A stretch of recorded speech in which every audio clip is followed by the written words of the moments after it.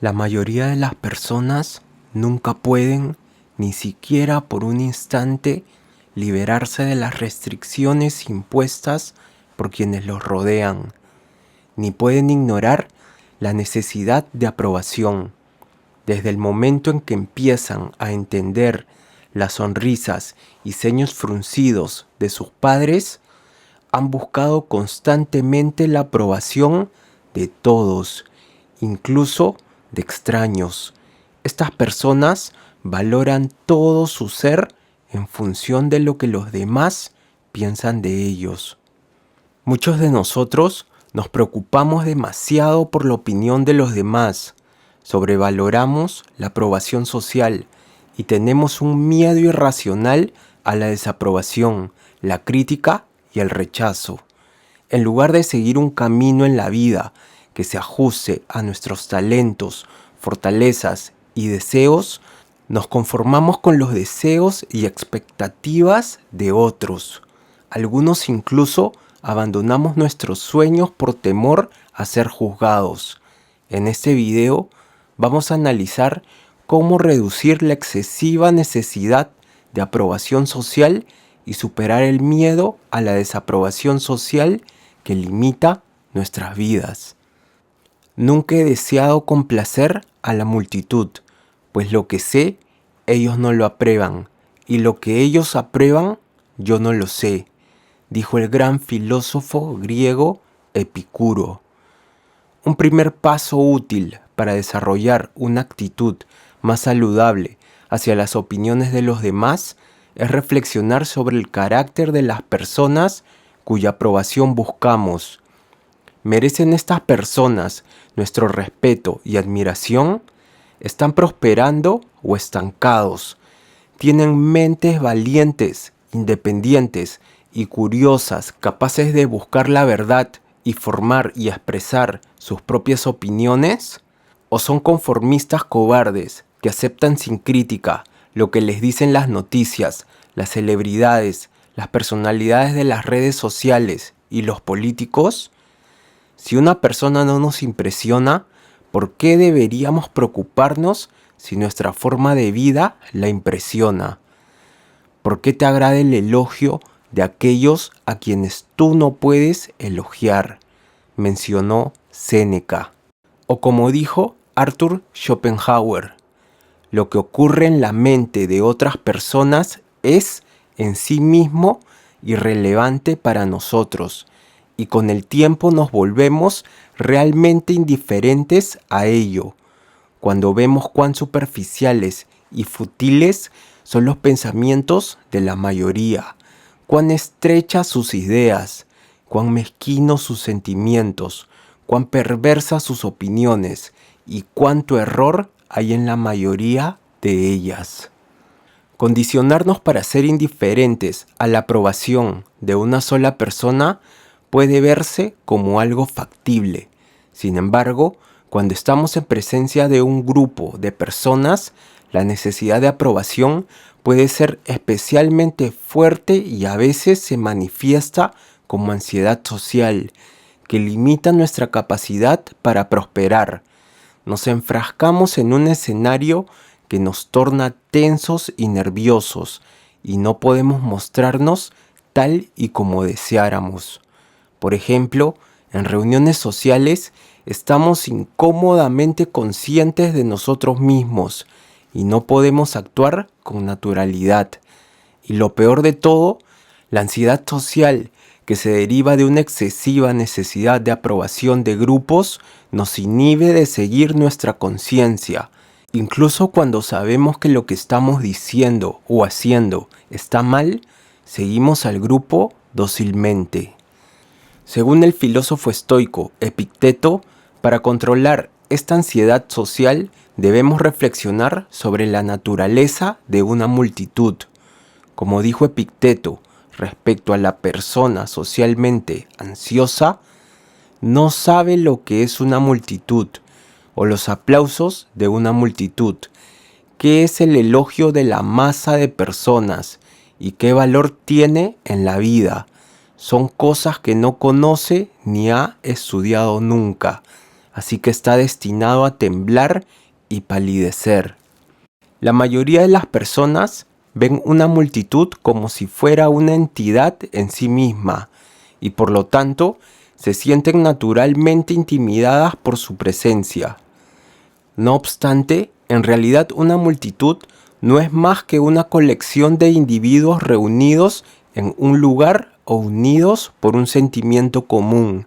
Cuando estamos en presencia de una multitud, si nos entrenamos para ver y relacionarnos con individuos únicos en lugar de con la multitud en su conjunto, es mucho más fácil disminuir la necesidad ansiosa de aprobación. Así como deberíamos ser indiferentes a la aprobación de un solo individuo a quien no respetamos, lo mismo se aplica a un grupo de individuos reunidos. O como escribió el filósofo y estadista Romano Cicerón, ¿qué podría ser más absurdo que suponer que las mismas personas ignorantes y comunes que desprecias cuando se toman una por una, tienen mayor importancia cuando se toman juntas? En algunos casos, empero, un grupo o multitud está compuesto por personas con mentes impresionantes y caracteres admirables. Pero incluso en tal situación, lo que piensen de nosotros no está bajo nuestro control y por lo tanto no debería ser nuestra preocupación. Todo lo que podemos hacer es comportarnos con integridad y tratar de no hacer nada que merezca desprecio y luego aceptar con gracia las opiniones que formen de nosotros. O como señaló Epicteto, ningún hombre bueno se lamenta o gime. Nadie llora, nadie palidece y tiembla y dice: ¿cómo me recibirá? ¿Cómo me escuchará? Esclavo, actuará como vea conveniente. ¿Por qué te preocupas por los asuntos de otras personas? Además de moderar nuestra necesidad de aprobación social, superar el miedo a la desaprobación, el ridículo y el rechazo también es beneficioso para la vida. Necesitamos ser capaces de mantener un estado de calma e indiferencia cuando somos atacados por el desprecio de otras personas. Epicteto aconsejó que cuando somos el objetivo de desprecio del otro, lo primero que debemos hacer es pausar y permitirnos respirar antes de reaccionar, ya que las reacciones inmediatas o reflejas suelen ser autodestructivas. Si nos tomamos un momento para componernos, seremos libres de elegir una respuesta adecuada a la situación.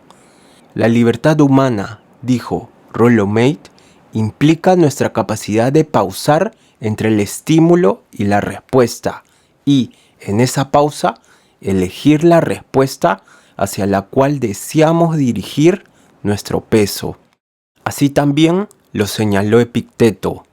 Recuerda que no eres insultado por la persona que te golpea o te abusa, sino por tu opinión de que estas cosas son insultantes. Así que siempre que otro te provoque, trata sobre todo de no dejarte llevar por la impresión, porque si demoras las cosas y te das tiempo para pensar, te resultará más fácil controlarte a ti mismo. Una de las formas más poderosas de responder a los insultos es escuchar como una piedra.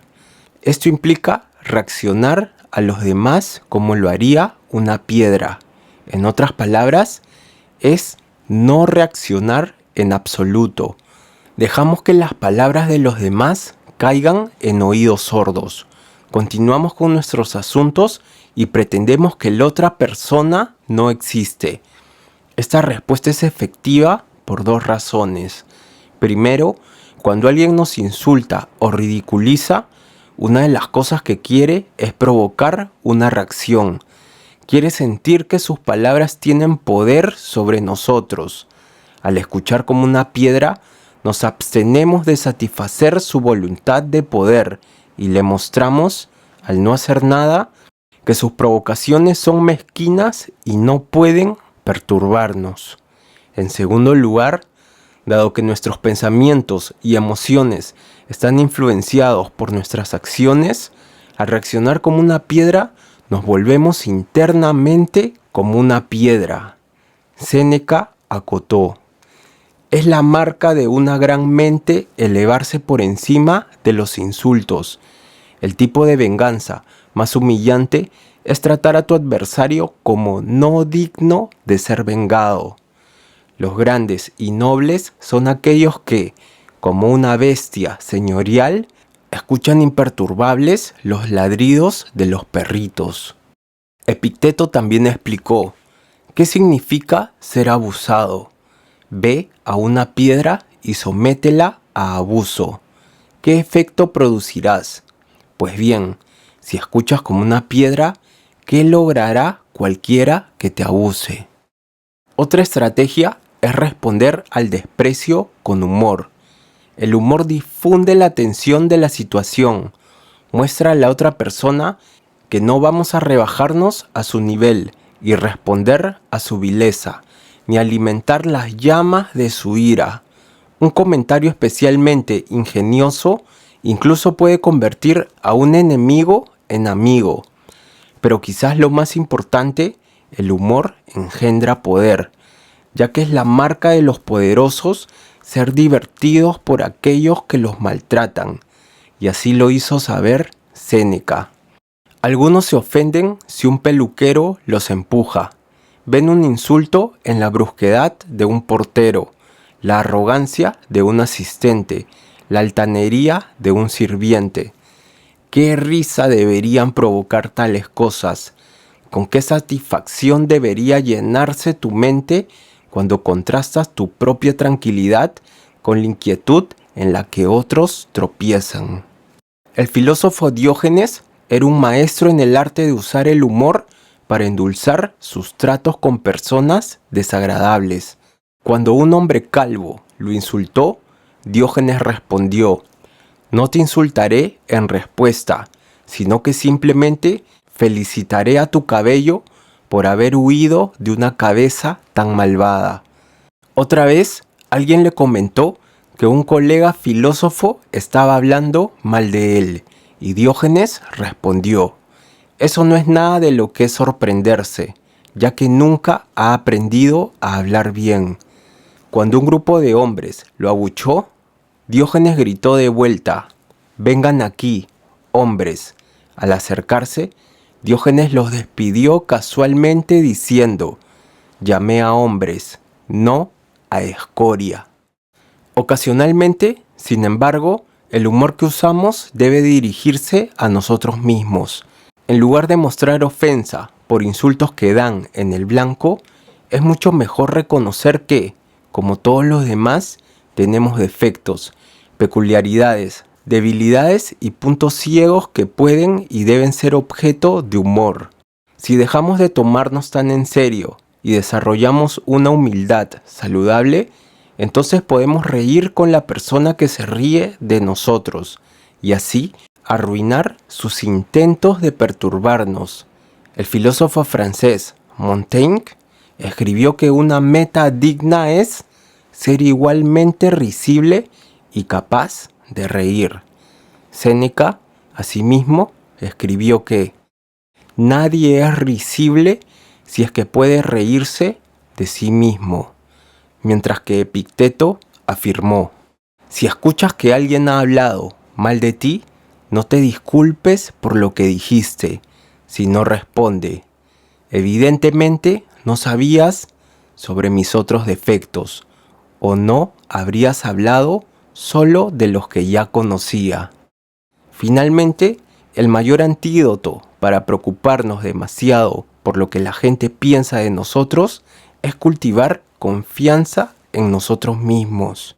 Si somos inseguros y estamos plagados de sentimientos de inferioridad, seremos esclavamente dependientes de la aprobación de otras personas y siempre temerosos de su desprecio. Si, por otro lado, enfocamos nuestro tiempo y energía en fortalecer la mente y el cuerpo, mejorar nuestro carácter, lograr nuevas metas y esculpir una vida de la cual estar orgullosos, entonces lo que otros piensan de nosotros, sea bueno o malo, se reducirá a la insignificancia. O como afirmó Epicteto, si alguna vez te sientes tentado a buscar aprobación externa, date cuenta de que has comprometido tu integridad. Si necesitas un testigo, sé el tuyo propio. Sin más, gracias por tu atención. Hasta la próxima.